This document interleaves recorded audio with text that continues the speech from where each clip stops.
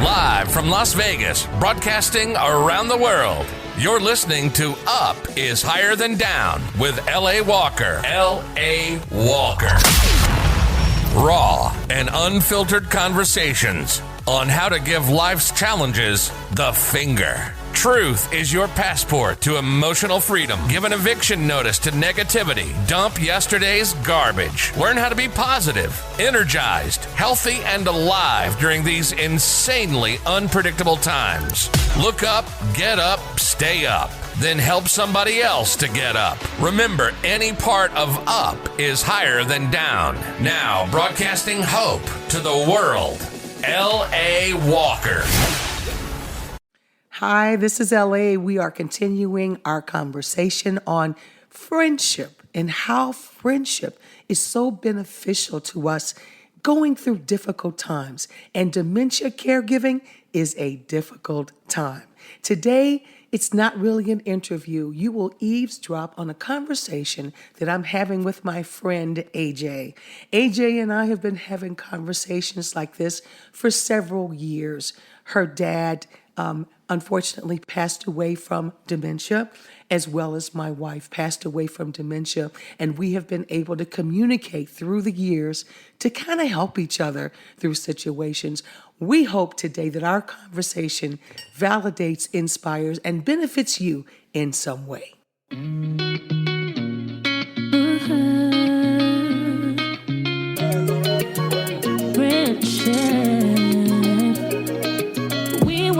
We've always been. I don't remember how we begun. All I know is when I need someone to care, you're right there. When you don't understand, you reach out and gently touch my hand and tell me it'll be alright. Girl, get some sleep tonight. I can tell you all the crazy mistakes I made, and you never pulled me down. I would took sorrow looks, you never spread them around, never spread them around. Friendship is a gift from above, molded by trust and secured with love. Friendship makes you feel secure, even when life gets so unsure. Friendship, you're committed, it's always there when you need it. So be careful how you treat it. Friendship. Yeah, I know. That's one of the things that, I feel you, because my mom's going through the same thing. Okay. It's like she says she doesn't want to date, but she does, I think, at a level, but it's just, what do you do, Having been with the same person for 30 years. Yeah. And not thinking in terms of this person is going to die, and then I'm going to be out there looking for someone that's going to understand that I had a knee replacement, I'm limping on one side, I have moles on my back. All the things that you grew into in a relationship that were just acceptable now all become like, damn. Right. And it's amazing. So the other part of that is I'm too old to be trying to be concerned with your kids or your parents' approval of my existence. That's not, come on. I'm not going through that.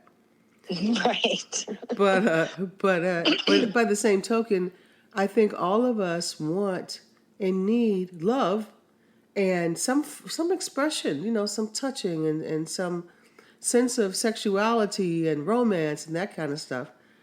One of the things that I want to bring out during this series, and maybe not necessarily with our conversation, but as a part of the series, is that people don't understand that, like in my case, I'll just use myself as an example. Terry was diagnosed with Lewy body dementia in 2017. We actually began to notice it in 2015. And coming along with that means that by the time 2017 hit, there were things that didn't happen between us the same way that it used to. Right. And so by the time a person then doesn't pass on until 2020, people don't realize that for 5 to 8 years, you have gone without a romantic life as you once knew it. Right. Yeah. Yeah. You think like, oh, she died and you're out there hunting.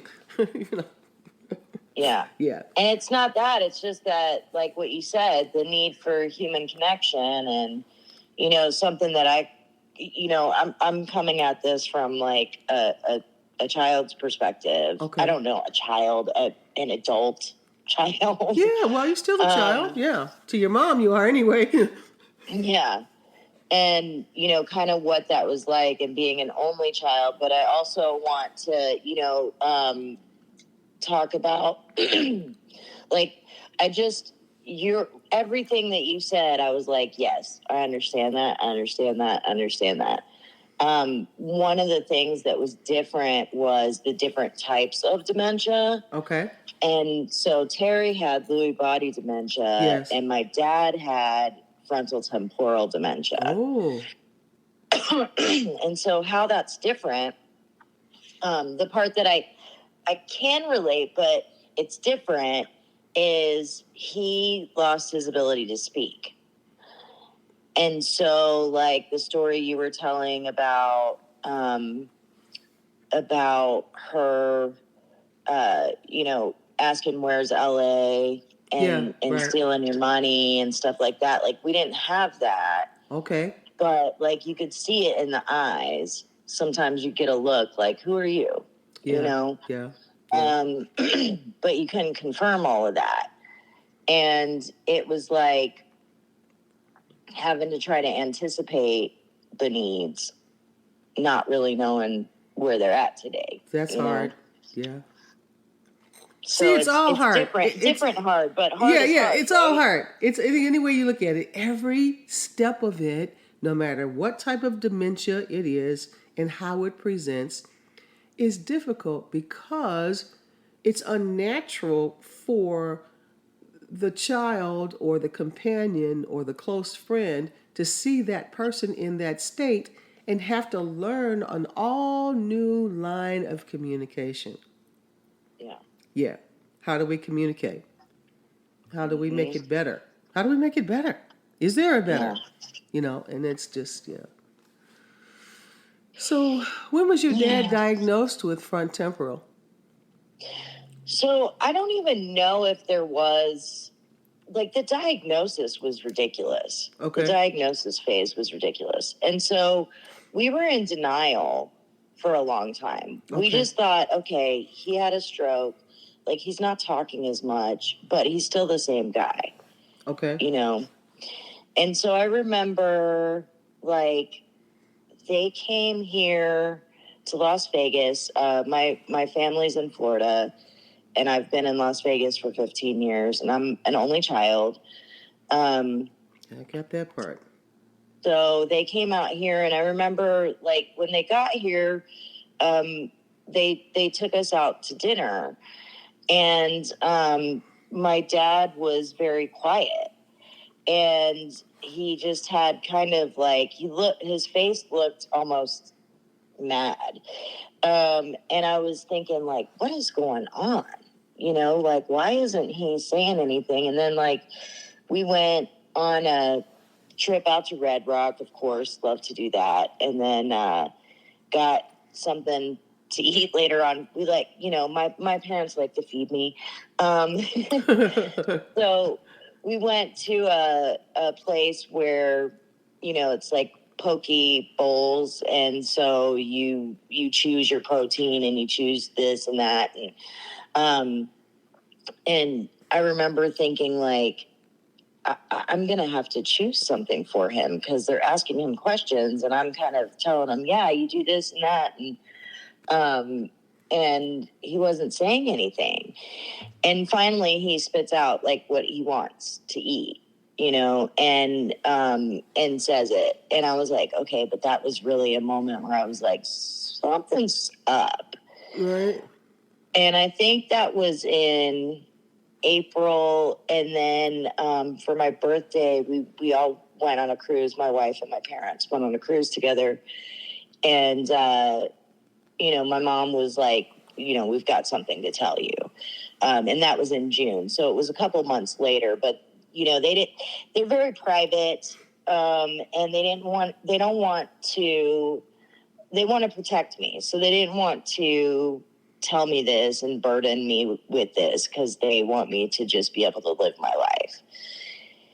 So they moved from Florida up to North Carolina in a very small town. And, you know, he started to become less verbal as the disease progressed. All of these different symptoms came out. And, you know, it was just a matter of interpreting from day to day. And then some things, you know, my dad was a very smart man, and lived a very big life and was always on the go. And, you know, my mom was trying to maintain that and still take him places and stuff like that. Sure. And, you know, I was like, well, you know, Mom, his world is getting smaller. And that's okay. Like, he's at home, he's safe. He picked this place. This is a beautiful place to be. And, but as things progressed, I was like, you know, you're going to need some help. And she, called me and said, I need your help. I need you to come here. And so I am so grateful for my job and my wife. They let me go. I was able to work remotely across the country. I remember and helped take care of my dad for a little while. And I think I was there for about 3 months. And then I finally came home. But during that 3 months, you know, it was just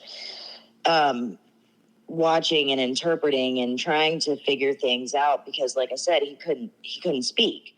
And so I was nervous about that because there were horror stories about, you know, people just becoming really violent and stuff like that. And I think it really just has to do with your nature as a person. And the frustration of not being able to express yourself must be overwhelming. Yeah. Because Bruce Willis has that. And so... Right. Yeah, and you know how expressive, I mean, you can't ask for a more expressive person. Right. And actually, my dad's look was similar to Bruce Willis.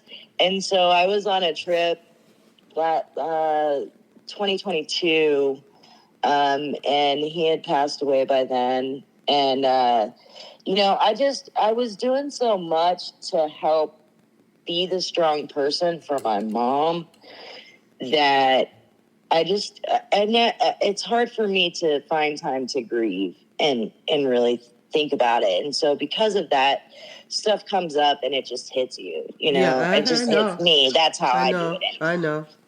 But like, I was I was in San Francisco at a conference, but I had this call with a group on Zoom. And so, you know, I was getting ready for that. And, you know, you're in a hotel room, you have a tendency to turn the TV on and the news is on, the local news or whatever.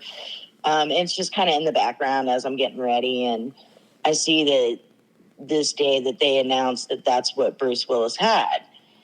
And I was like, oh man, I felt all the feelings for that family. Right. I know you did, right? And what they're about to go through. Absolutely. And how hard it is. Absolutely. And how heartbreaking it is. And so I get on this call, and there was a woman on the call that was doing work with seniors and dementia care. And it was just like all at once. It all just hit me. And I was like, on camera, off camera, on camera, off camera, because I could not stop crying.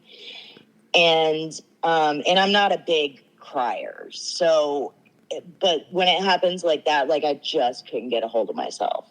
And I'm on this call and it's a professional thing. And I'm like, oh my God. And so I sent the person who was our instructor, sent her a message on Zoom, and I thought it was just to her, but it went to the entire group. Oh God. Yeah. Yeah. And then she's like, hey, kind of stops everything and is like, hey, do you want to talk about this? Right. And I'm like, just met these people, you know? But I'm going to be vulnerable and I'm going to talk about it. And so I did. And, you know, it really helped. And It does am help. grateful to her for just being human and being like, hey, you don't have to sit there in a hotel room by yourself and try to process this alone. Boy, that's great. Yeah. Yeah, So that's great. people, there are good people in the world. There are good people in the world, and more people would be even better if they had a clue of what's going on. And that is my goal, is to just make a little impact where one or two people more in the world know that these things exist and you can talk about them. And that none of us are prepared for this locomotive that's going to mow us down. We're not ready. Right. And that's what really struck me about your podcast is that too, that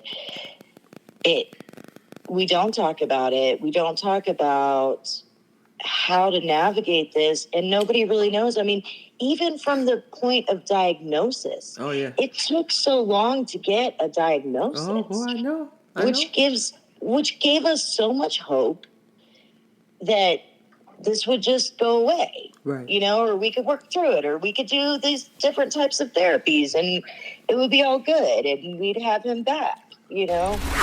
You're listening to Up is Higher Than Down with L.A. Walker. Looking back, I wish someone had sent me home with a big red Sharpie or lipstick and said, go home and I want you to draw this on your mirror, these words, this is not going away. Because we are, and I come from a Christian background, and so, you know, I come from no matter what it is, it's going to get better, and this is not going to get better. It just doesn't get better. It just gets progressively unbearable, and once you know that, though, then that's kind of where you arm your emotions, you arm your actions. You arm your expectations, but man, when you go in thinking, you know, if I do this and this and this, and if I sit with her, if I take him out, if I take them to revisit their past, and it's not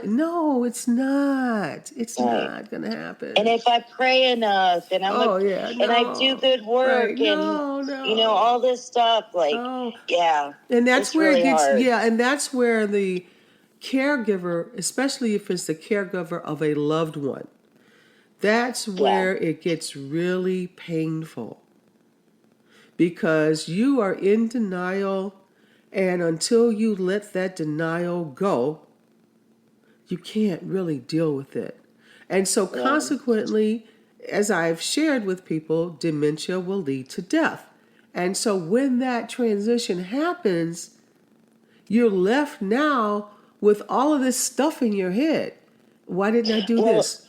Yeah. Yeah. Go ahead.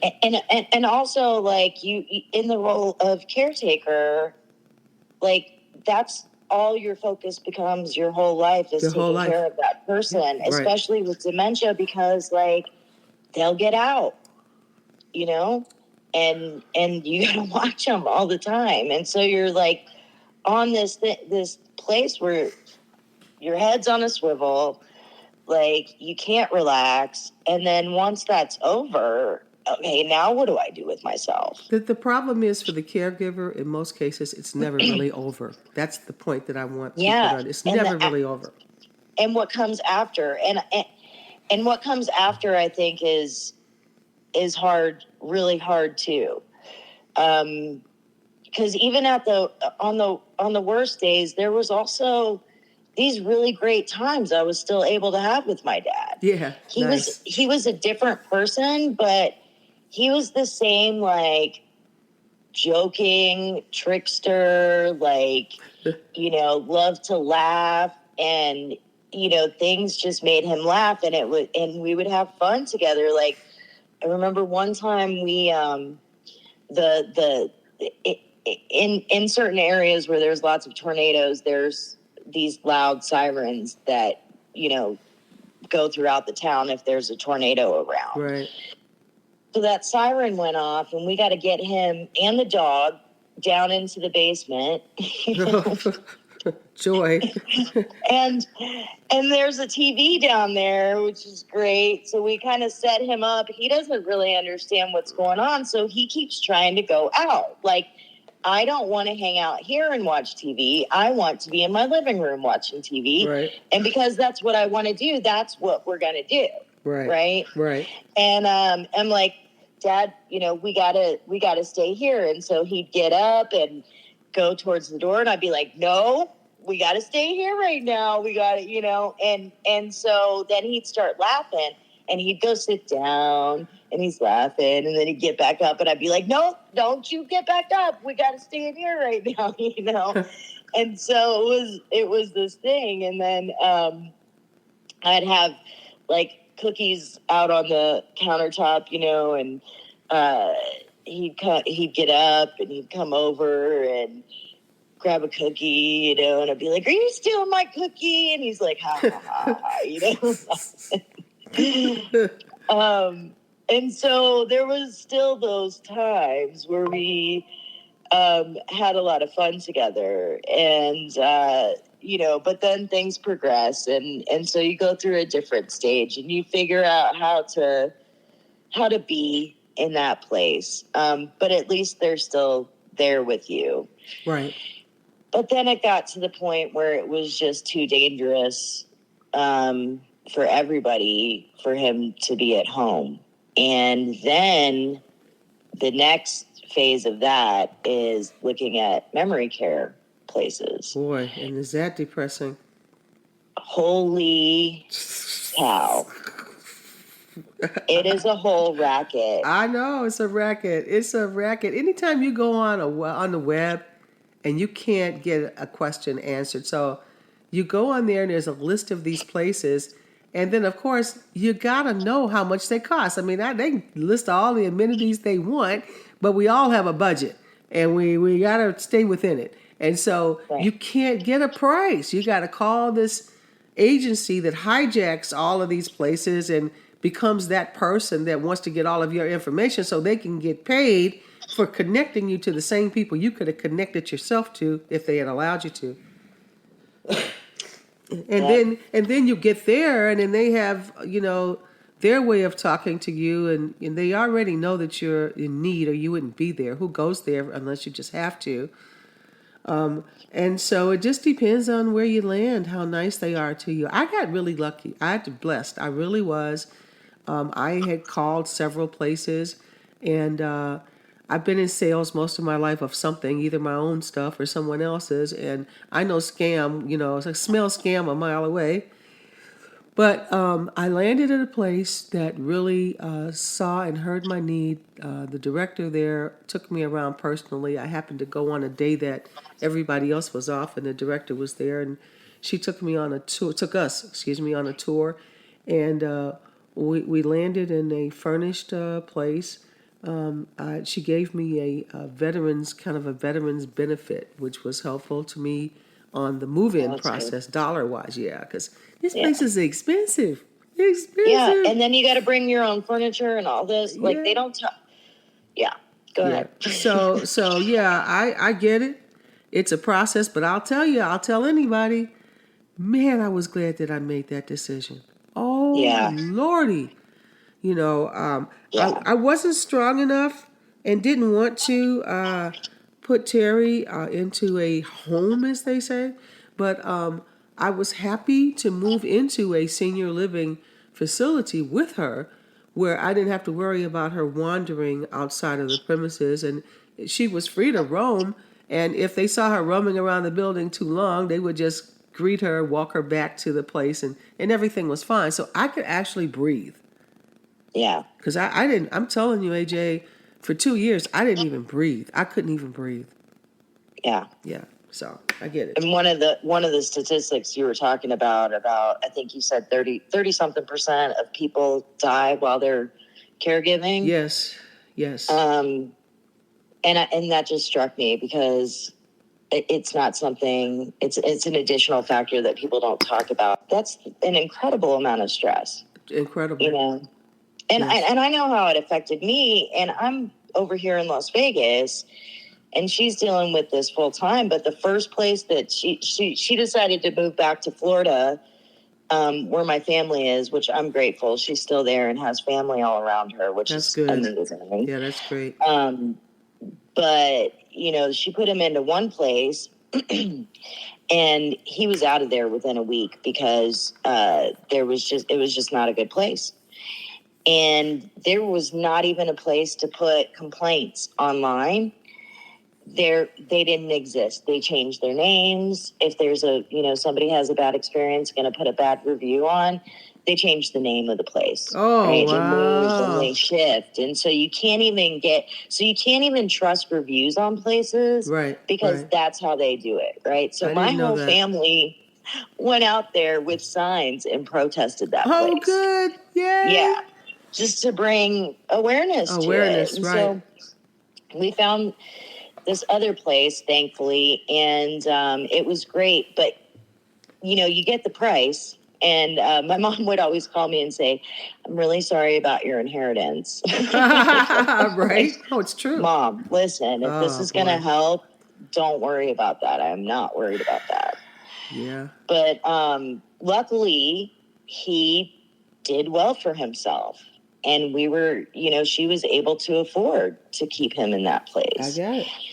And then they don't tell you about the extra stuff. Like you have to buy the furniture and you have to buy all their toiletries and make sure it's like you are, you know, basically here's an apartment and we're going to make sure that he doesn't get out and roam around the streets. Basically. And then like as things decline, he declined more and wasn't able to take care of himself anymore because in those facilities they got to take care of themselves, right?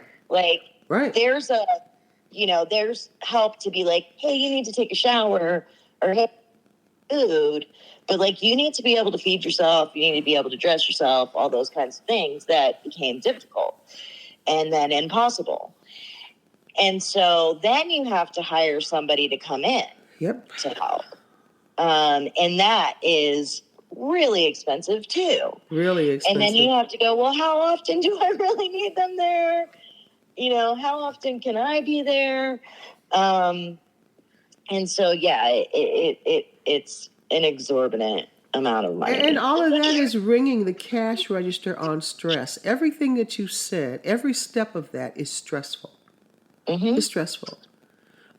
Because even if you did well for yourself, money spent like that can drain your wealth very quickly. Oh, yeah. It'll siphon that money right out of your pocket. Yeah. People don't often think about that. You know, so what we're saying through this conversation that we're having is that this is a health crisis. It is a silent health crisis because we're not talking about it. Thanks for listening, and please join us for part 2 of my conversation with my friend, AJ. Friendship, what a blessing it is during difficult times. And listen to Up is Higher Than Down with L.A. Walker every day. To follow up, make comments, discuss today's podcast, or find out how you can become a guest and share your victory over a negative life event, follow L.A. Walker. Up is Higher Than Down on Facebook. Look up, get up, stay up. Remember, any part of Up is higher than down.